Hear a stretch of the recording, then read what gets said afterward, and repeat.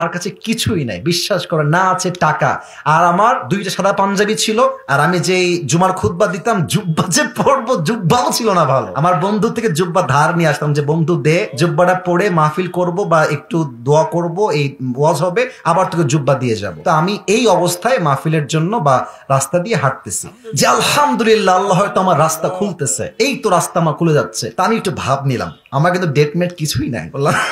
বললাম ও আচ্ছা ডেট নিবেন কবে, আমাকে তো একটু দেখতে হবে ভাই। তো বলছে যে ভাই ডেটটা আমরা 2 মাস পরে নিব, যদি আপনি ডেট দেন তাহলে আমরা। ও তো ভাবছে মাশাআল্লাহ মিলিয়ন মিলিয়ন ভিউ, এ তো অনেক বড় বক্তা হবে রে ভাই। আমি কিন্তু মাত্র 3000 টাকার চাকরি করতাম। যুবকরা আমার কথা মার প্যাচ একটু ভালো করে বুঝবা। আমার বাবার একটা বাইক ছিল, বাইকটা হচ্ছে 18 বাইক, নাম শুনছেন আপনারা? ডায়াং। তো ভাই এত ঝাংড়ি বাইক আমি জনমেও দেখি নাই। স্টার্ট দিয়ে এখান থেকে যাই 1 কিলো গিয়ে আবার বন্ধ হয়ে যায়, ওখানে গিয়ে আবার এমনে ঝুকাই, তেল আছে তাও চলে না। তবুও কোন মতে ঠেলে ঠুলে চালাইছি কয়েক মাস যাব। আচ্ছা একটা পর্যায়ে গিয়ে এমন একটা অবস্থা হলো আমার পকেটের, যে তেল যে ভরবো বাইকে ওই টাকা আমার পকেটে নাই। তা আব্বাকে বললাম আব্বা मैं माफी भी मांगता हूँ, দোয়া भी मांगता हूँ, আমার দ্বারা এই বাইক আর চলবে না, তোমার বাইক তুমিই রাখ। তা আব্বা বললো কি করবো বাইকটা, আমার পায়ে তো ব্যথা, আমি তো হার্টের রোগী, এটা কি সেল করে দিব? বললাম বিক্রি করে দাও, আমি এটা বিক্রি করে সাইকেল কিনবো, সাইকেলের চাইতে ভালো হবে আমার জন্য। তো যাই হোক বাইকটা বিক্রি করব ভাব, মানে এটা এইভাবে কখনো আমি আগে কোনো মাহফিলে বলি নাই, এতটা ব্যাখ্যা দিয়ে বলি নাই, আজকে বলছি বাইকটা বিক্রি করে দিব অভাবের জন্য। বাট বিশ্বাস করেন সেই সময়টা প্রতিদিন তাহাজ্জুদ পড়তাম, প্রতিদিন আল্লাহকে বলতাম যে আল্লাহ তুমি আমাকে কবুল করো, আমার চেষ্টা কবুল করো। আর আমি 2 জনের ওয়াজ খুব বেশি শুনতাম, এক আজহারের ওয়াজ শুনতাম খুব বেশি, আর একজন আমি আল্লামা দেলোয়ার হোসেন সাঈদীর ওয়াজ খুব বেশি শুনতাম। সেই সময়ের কথা, it has been 3 years or maybe 4 years back, 3 বা 4 বছর আগের কথা। তো হঠাৎ করে আমি একদিন জুমার খুতবা দিলাম। আমি আবার বলছি এই কথা কিন্তু আমি কখনো কোথাও আপনার শোনেন নাই, আমি আজকেই বলছি।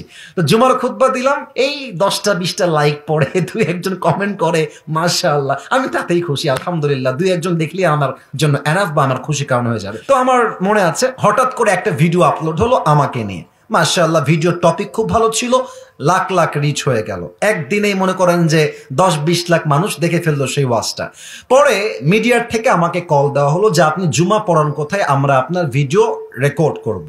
তো অনেক বড় একটা মিডিয়া আমাকে বললো যে আপনার ভিডিও একটা আপলোড দিব, আপনি ইনশাআল্লাহ অনেক দূর যাবেন, আপনার জন্য অনেক বেশি কাজ আসবে, আপনি কাজ করতে পারবেন আপনার দাওয়াতি ফিল্ডে। তো একটা মাহফিল করলাম, মাহফিলটা ছিল পাবনায়। মাহফিল ছিল কোথায়?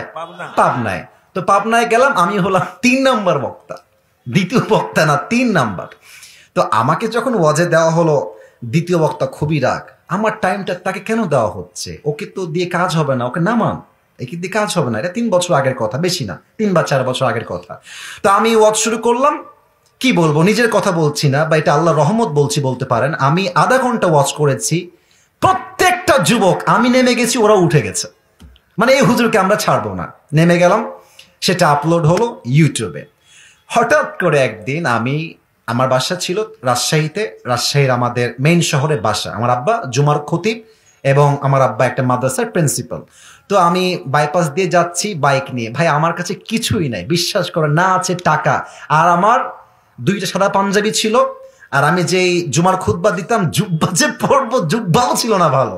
আমার বন্ধু থেকে জুব্বা ধার নিয়ে আসতাম যে বন্ধু দে, জুব্বাটা পরে মাহফিল করব বা একটু দোয়া করব, এই ওয়াজ হবে, আবার তোকে জুব্বা দিয়ে যাব। তো আমি এই অবস্থায় মাহফিলের জন্য বা রাস্তা দিয়ে হাঁটতেছি। তো হঠাৎ করে আমার কাছে একটা কল আসলো, বললো আপনি কি আবরারুল হক আসিফ বলছেন? এটা অনেক আগের কথা, আমার ক্যারিয়ার কিন্তু শুরু হয় না। বললাম জি ভাইয়া আমি আবরারুল হক আসিফ বলছি, আপনি কে? তো বললো যে আমি অমুক জেলার থেকে বলছি, আপনার একটা মাহফিলের ডেট লাগবে। শুনে কলিজায় এত শান্তি লাগলো যে আলহামদুলিল্লাহ আল্লাহ হয়তো আমার রাস্তা খুলতেছে, এই তো রাস্তা আমার খুলে যাচ্ছে। তা আমি একটু ভাব নিলাম, আমার কিন্তু ডেট মেট কিছুই নাই। বললাম ও আচ্ছা ডেট নিবেন কবে, আমাকে তো একটু দেখতে হবে ভাই। তো বলছে যে ভাই ডেটটা আমরা 2 মাস পরে নিব, যদি আপনি ডেট দেন তাহলে আমরা। ও তো ভাবছে মাশাআল্লাহ মিলিয়ন মিলিয়ন ভিউ, এ তো অনেক বড় বক্তা হবে রে ভাই। তো আমি একটু ভাবতাম, আমি বললাম ঠিক আছে আমি ডায়েরি দেখে আপনাকে বলছি। আমার ডায়েরিতে কোনো ডেটই নাই। তো যাই হোক পরে সে বললো যে ভাই ডেট কি আছে, ডেট কি হবে? আমি নিজেই, আমার তো ডেট লাগবে রে ভাই। আমি কল দিয়ে বললাম ভাই হ্যাঁ অমুক তারিখের ডেট হতে পারে, আপনি কি ডেটটা নিবেন? তো বলছে অবশ্যই নিব। তো বলছে যে ভাই আপনার হাদিয়া কত? আমি তো জীবনে হাদিয়াই নেই না, হাদিয়া কত বলবো। এখন বলছি যে ভাইয়া হাদিয়া আসলে বলা যাবে না, আপনি বলেন যে আপনি আমাকে কত দিবেন। তো আমার বেতন কিন্তু ভাই মাত্র 3,000 টাকা, এবং 3,000 টাকা এত কম আমার জন্য, বাইকের তেল ভরতে আমার 3,000 টাকা শেষ হয়ে যায়, খাবো কি আর পরবো কি। তো আমার ভাই বলছে যে আপনি একটু বললে আমার জন্য খুব ভালো হয়। তো আমি বললাম যে আপনাদের গত বছরে কে আসছিল? বলছে আমাকে একজন বক্তা আসলো। কয় টাকা দিয়েছেন? বলছে 20,000 টাকা দিয়েছি। মনে বলছি 20,000 টাকা, আর ওকে বলছি ভাই এটা কোনো টাকা হইলো? আচ্ছা যাই হোক, অনেক কথাবার্তা বলে সে বললো ঠিক আছে আপনাকে আমরা 25,000 টাকা দিব, গাড়ি ভাড়া সবকিছু মিলিয়ে, খাওয়া দাওয়া মিলিয়ে, থাকা সহ 25,000 টাকা আমি আপনাকে দিব। তো বললাম দিব বললেই তো হবে না ভাইজান, আপনাকে তাকে অ্যাডভান্স করতে হবে, না আমি প্রোগ্রামটা কনফার্ম মনে করব কেমন করে। তো বলছে ঠিক আছে ভাই আপনি আপনার নাম্বারটা আমাকে দেন, আমি আপনাকে 5,000 টাকা অ্যাডভান্স করছি। আমি বললাম ইয়ার ইয়ে তো মেরি রাস্তা খুল গিয়া মাশাআল্লাহ। তো বলছে ঠিক আছে আমি আপনাকে দিচ্ছি, নাম্বারটা আমাকে পাঠান। তো নাম্বার দিলাম, 3 দিন কোনো খবর নাই। মনটা আবার খারাপ, জানলাম ডেটটা কি তাহলে পাবোই না। তো 3 দিন পরে আবার আমার ভাই কল দিয়ে বলছে প্রিয় ভাই আপনাকে তো আমি টাকা দিব, বাট আমি টাকা তুলতে পারি নাই এলাকার থেকে, তাই টাকাটা দিতে পারি নাই।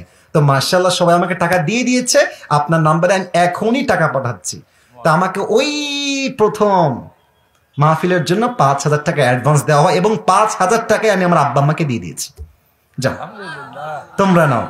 বিশ্বাস করেন ওই যে আমার জার্নি শুরু হলো, আল্লাহু আকবার, কি বলবো। এখন এমন একটা দিন নাই যেই দিন শত শত কল আসে না, আসিফ হুজুরকে লাগবে আপনাদের কি, আমাকে বলে 3 লাখ নিবেন, 2 লাখ নিবেন, 1.5 লাখ নিবেন, কত খালি বলেন না আপনাকে আমরা চাই। আপনি বলবেন হুজুর আপনি এত লম্বা স্টোরি কেন বললেন? 1 ঈমান, 2 হচ্ছে তাকওয়া। এই 2টা থাকলে বান্দার সফলতা কেউ আটকায় রাখতে পারে না, ঠিক কিনা বলে?